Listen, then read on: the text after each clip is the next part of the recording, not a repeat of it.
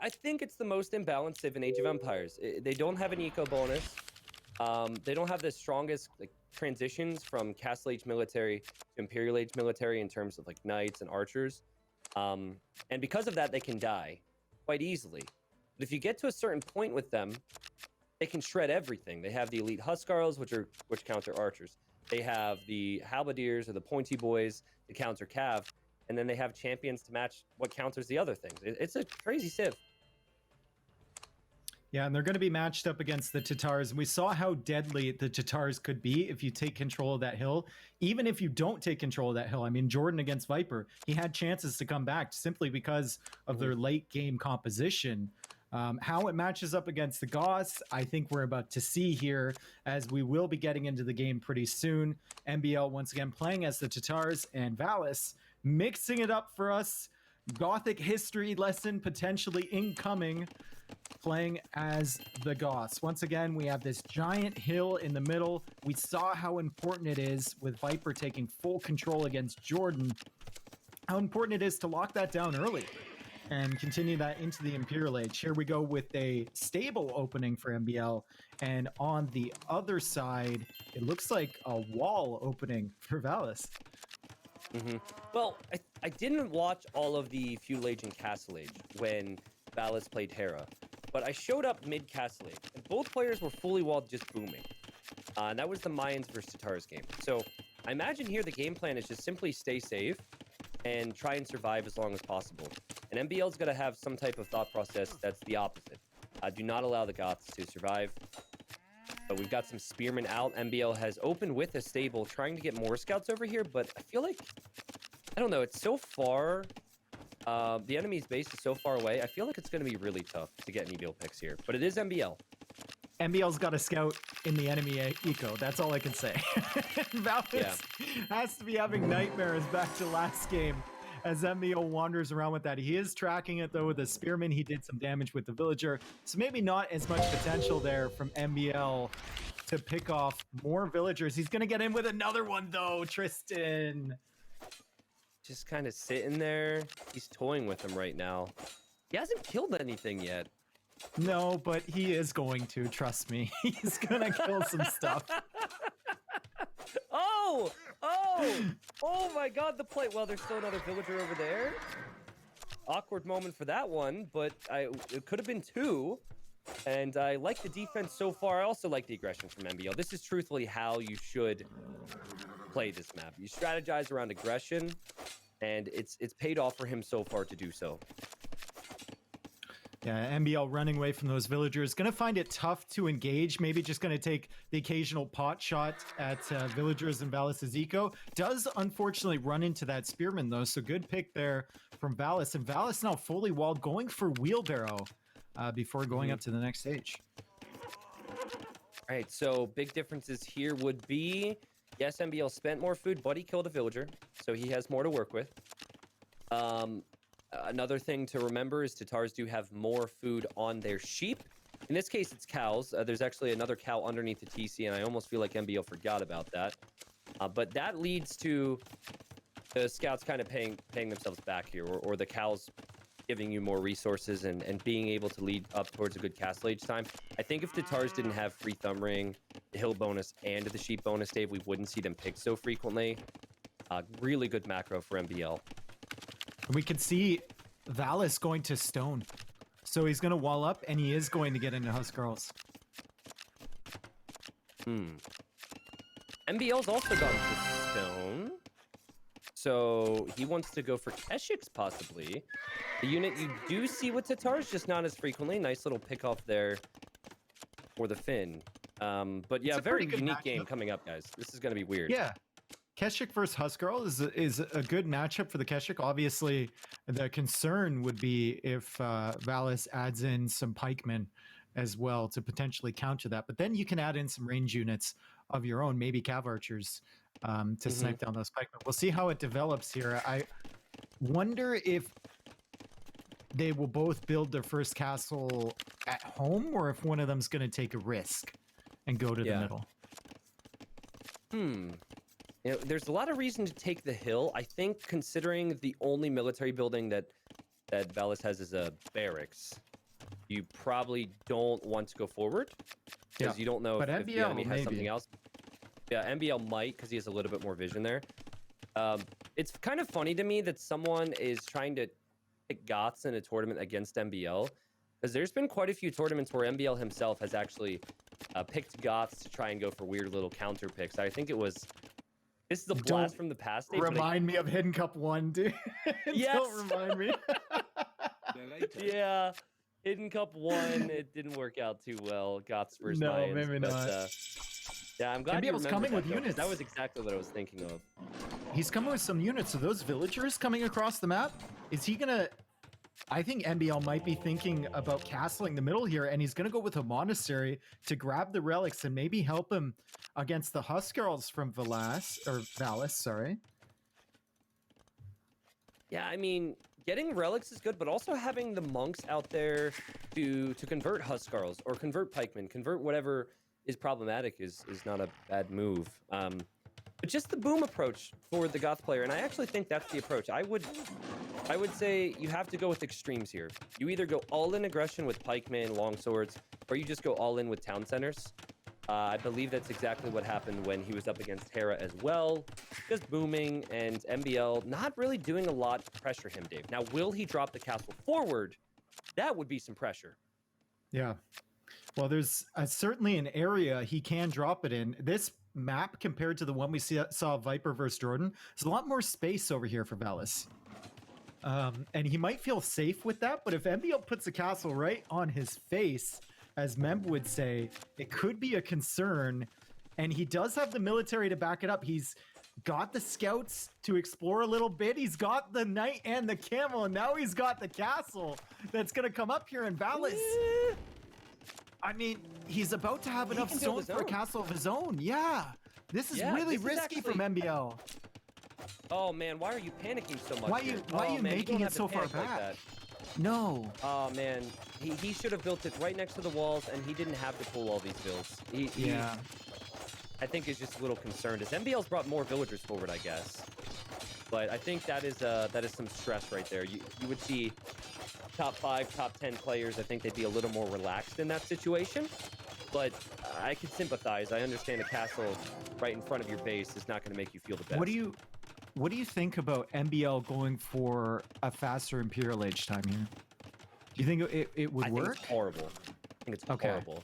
By the time he makes Imp, the enemy would have 30 vills. I think the play here for Valis now is go like Pike Ram.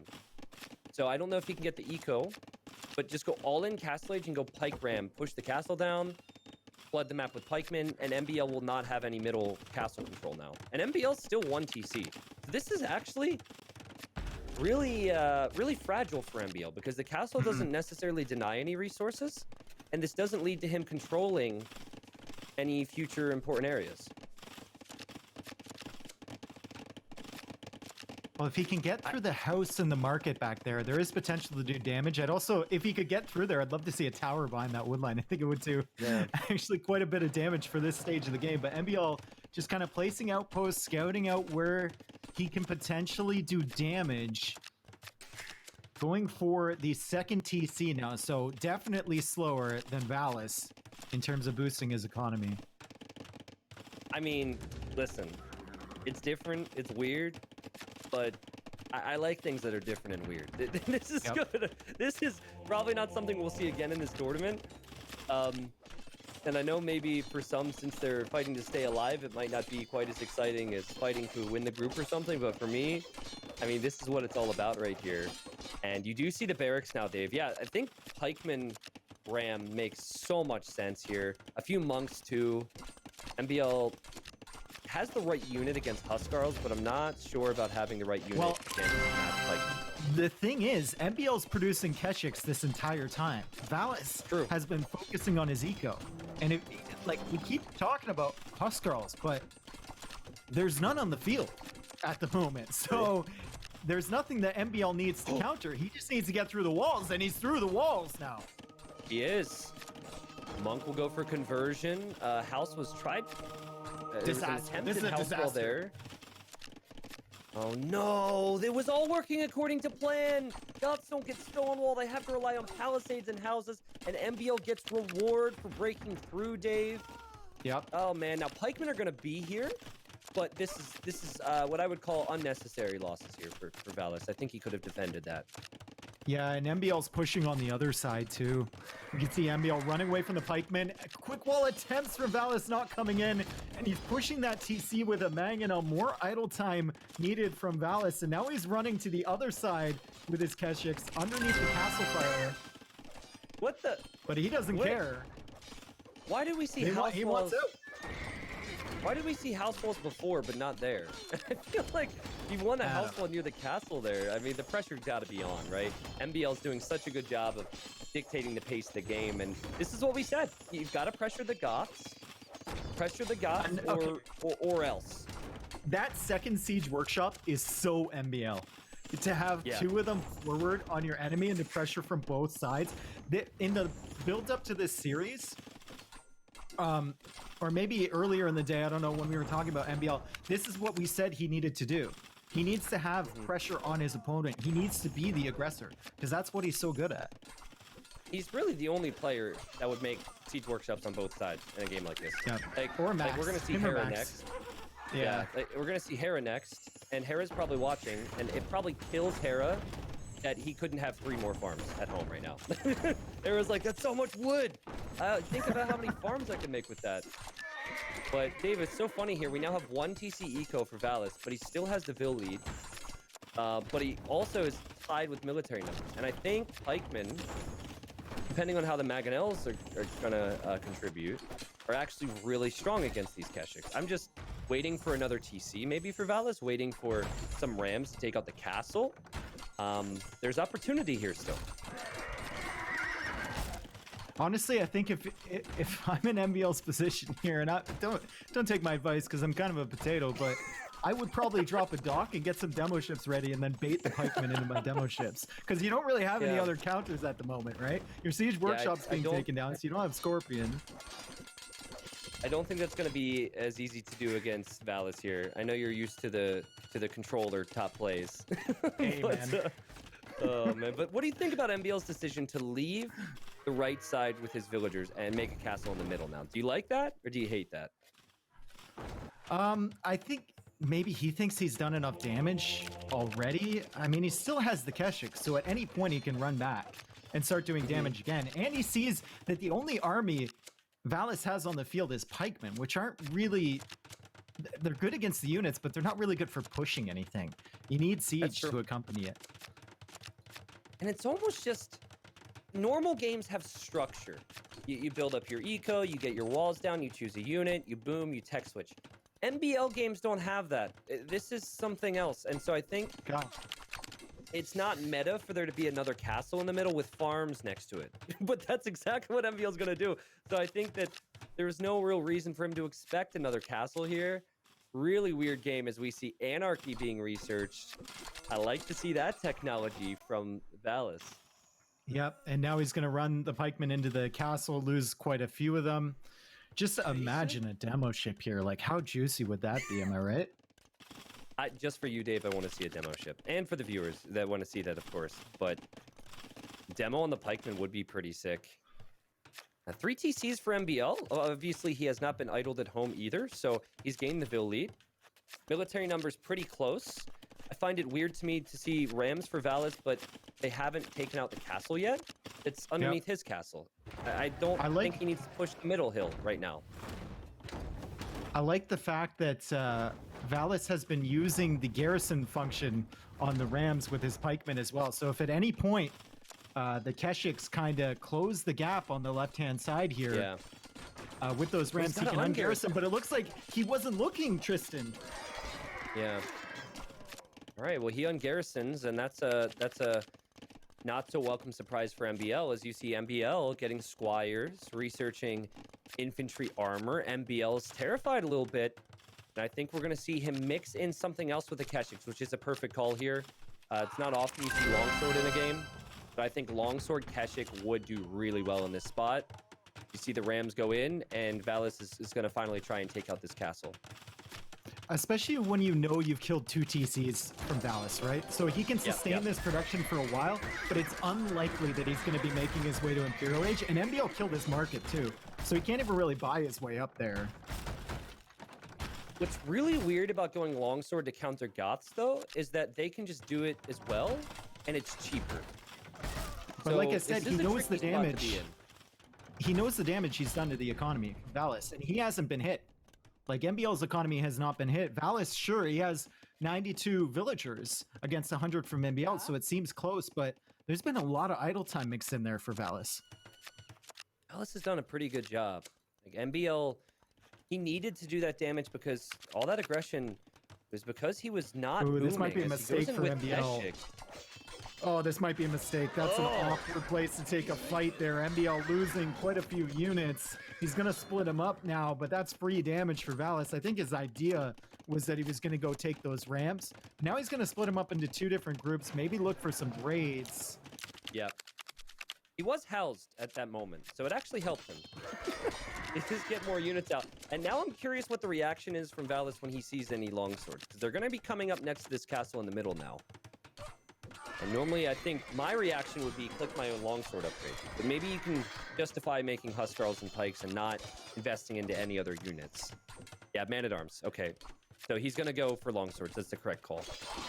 Yeah, my reaction would have been to kill all his units with demo ships, but we've been over that before. MBL is going to take a big fight here on the hill, and he's going to clear up a lot of units on the right-hand side, but there's more on the left. This is the Gothic spam we were talking about. This is the danger from the Goths that you were covering earlier in the game. And this is pretty much everything that you've won as Tatars in this situation. You have the hill, you have the Keshiks, and you have the longsword. So best case scenario for MBL, and I think that Valis is getting overly excited here. We've seen how long games can go on this map. I don't think you have to force a fight uphill against Tatars right now. You have tons of resources, you have 100 villagers, you can take stone, you can take gold, and it's allowed MBL an opportunity, Dave, to maybe push in and continue to do more eco damage. And big mistake possibly for Valis to try and push up that hill. Yeah, he got a little bit over ambitious. He saw the score creeping up. He took some good engagements against the Keshiks. He said, how many longswords could he really have? He's got a lot, and he's pushing in towards the economy once again. Worst possible spot to be in when you want to engage, because he has barracks on the right, he has barracks on the left, he has barracks on the hill, so he's going to set a gather point, trying to send them all into fight, but they're not going to fight together. They're going to engage at different times. And this is so bad, I think MBL could just win the series because of this. He's on his way to imp behind this. Well played to MBL there. He's continuing to mop up units. He will, of course, make more longswords. I don't even know. I know Tatars have really crappy blacksmith upgrades for infantry. I do not know if they get champion, honestly, but it might not matter.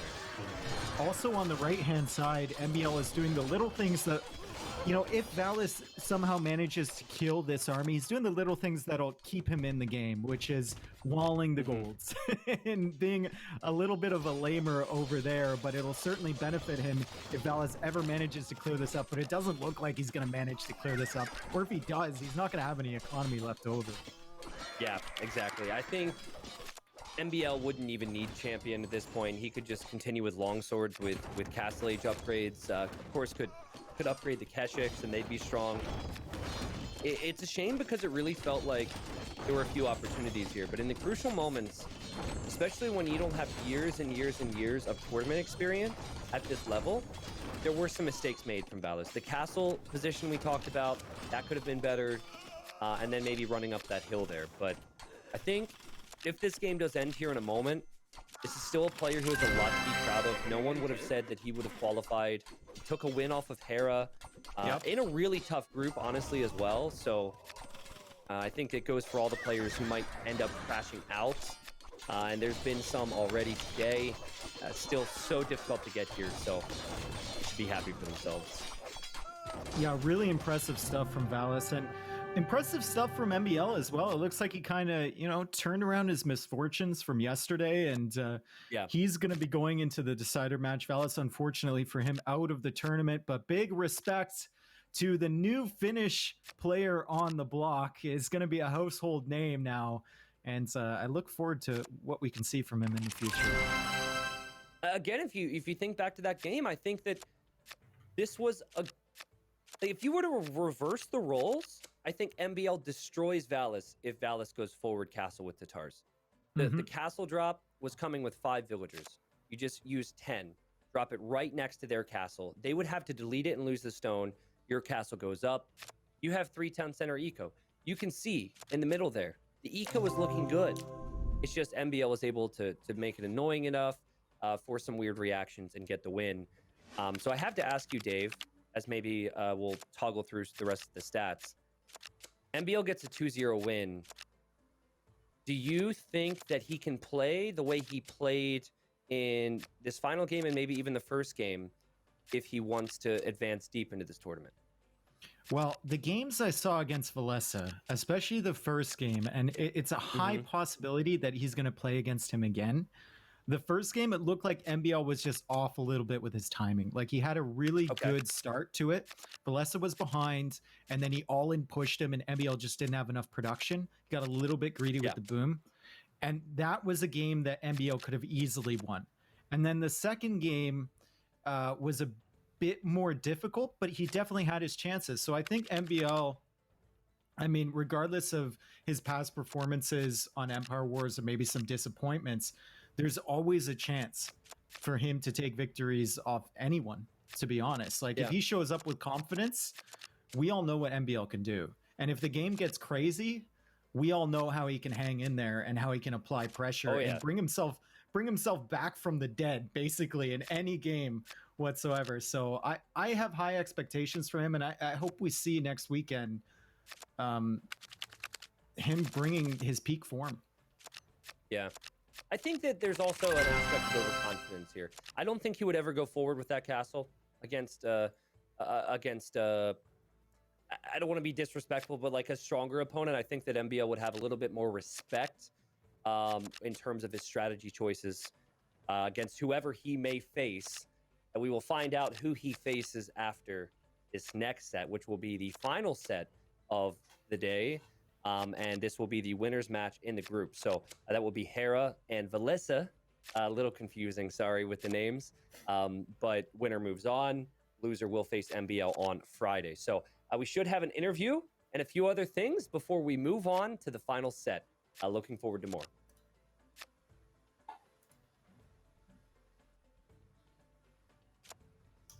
I'm joined by our champion here, MBL, who mopped up the opponent very quickly, 2-0. Well done, MBL, a great result for you, mate. Now, a couple of questions I want to ask here. With relation to what we've just seen, how many times did going demo ships to mop up the pikeman cross your mind here? Obviously, our high-level controller player caster Dave was convinced that this was the one true way. So what did you think of that approach? First of all, can you hear me? Yes, I can. Yep, I can hear you. Okay, because I didn't know if I was muted or not. Yeah, okay, so demo ships where in game 2? Yeah, in game 2, obviously, you know, Dave, noted controller player caster Dave, thought that this was the one true way. So what did you think about using demo ships to mop up those pikemen, maybe? I don't know. I didn't think of that.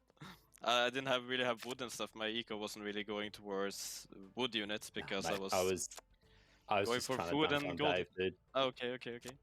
I was just trying to get one on Dave, man. Okay, we'll try again. Okay, Dave is dumb. Yeah, okay. Yeah, okay. Oh, we got him. Him. Don't worry about it. All right. Now let's talk more seriously. What was the initial reaction to the Gots pick in game number 2? How did that sort of modify things for you heading into game 2?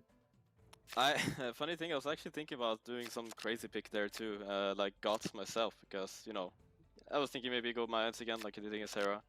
Just go have some fun with Gots, but I went for the safer pick Tatars and was a Gots, so I was just, okay, there is no chance he wins. It's impossible. Gots are not good on Empire Wars at all, and if he's quote-unquote like the worst player, then he should not go for crazy picks like that, I think.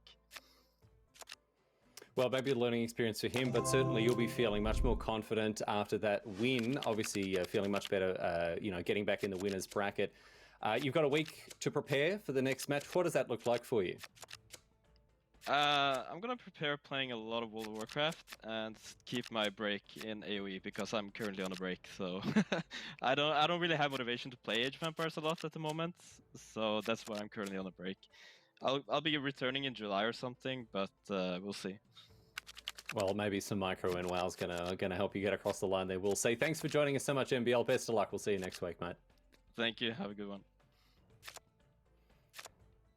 All right, my friends, let me check the clock once again. Oh, it is history. Oh, sorry, I'm just checking my World War II era A11 clock watch as worn by someone who actually fought the Nazis in World War II. And it says, yes, it is, in fact, history o'clock once again, my friends. The clamour was for a goth-themed history lesson here. And I have to say, I didn't know too much about the goths. I've done my research, and hopefully I can sort of walk you down the garden path here a little bit as we learn about this this culture here. Obviously, the Goths, as you might know already, maybe some people already knew, rose to prominence in the 1980s with Gothic rock developing as an offshoot of post-punk, of course. And look, it stood the test of time, this culture over the decades. It's a culture that has survived the tireless onslaught from other hated rivals, the jocks, the theatre kids, the nerds, most recently, of course, the nerds group. Oh, sorry, Goths in the sense of the Germanic warrior tribes of late antiquity. Yeah, that does make... Sorry, I'm just got production in my ear. Sorry, that does make more sense. I was worried. I was thinking, why did we want to talk about a new wave subculture? No, that makes a lot more sense. So the historic Goths, rather than the hot topic Goths, these rose to prominence, the Goths, in the late 4th century. And the reason for this was actually an invasion by a different group of people, the Huns. The Huns were starting to encroach on Gothic territory from the east, which forced the Goths further west. And as they went further west in the late 4th century, who did they come across? Of course, the ailing Roman Empire, which was soon to become the Western Roman Empire. And this migration, this Gothic migration, prompted a fair bit of conflict between the two peoples, between the Goths and the Romans, who, of course, were fighting with many other people at this stage, mostly themselves. Most notable piece of conflict was, of course, in 410 with the sack of Rome. The Goths, led by their king Alaric I, put Rome to fire on the sword in 410, and obviously shaped Western history quite significantly in doing that. Although Rome was kind of bugging anyway, to be honest. Now, these Goths, these migrating Goths, known as the Visigoths, they ended up in Iberia, in modern-day Spain and Portugal, where they settled for a few hundred years before ultimately being conquered by the Umayyad Caliphate, which led the charge into Al-Andalus, Muslim Iberia. Meanwhile, the Goths that remained behind under Hunnic rule eventually secured their independence, set up the Ostrogothic kingdom in the Italian peninsula, which went on to be conquered by the Byzantines, of course. Now, the longest-lasting Goths were the Crimean Goths, who stuck around for centuries after this, indeed. Well, I say the longest-lasting Goths, really. I mean, they didn't last as long as the modern Goths that are around this very day, wearing black, listening to Joy Division and The Cure, the remnants of a proud people with a history spanning nearly 2 millennia, still with us today. So there's the history lesson, several thousand years of Gothic history condensed into a couple of minutes, and my goodness, I do hope you enjoyed it. A bit of a break from the action now. We're going to take a quick break with a video here. And on the other side of it, we will talk about our next matchup, which I can see here is between Velese and Hera to round out coverage of today. So stick with us, my friends. More AoE coming up right after this. We'll see you soon.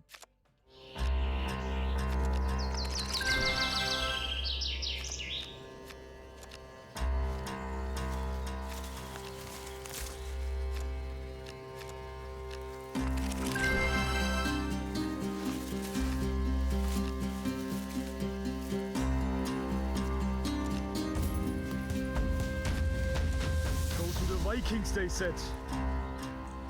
You will like it, they said. Don't they know they have huge axes? And those helmets, way too scary. That's it. I just have to take it. And then run as fast as I can.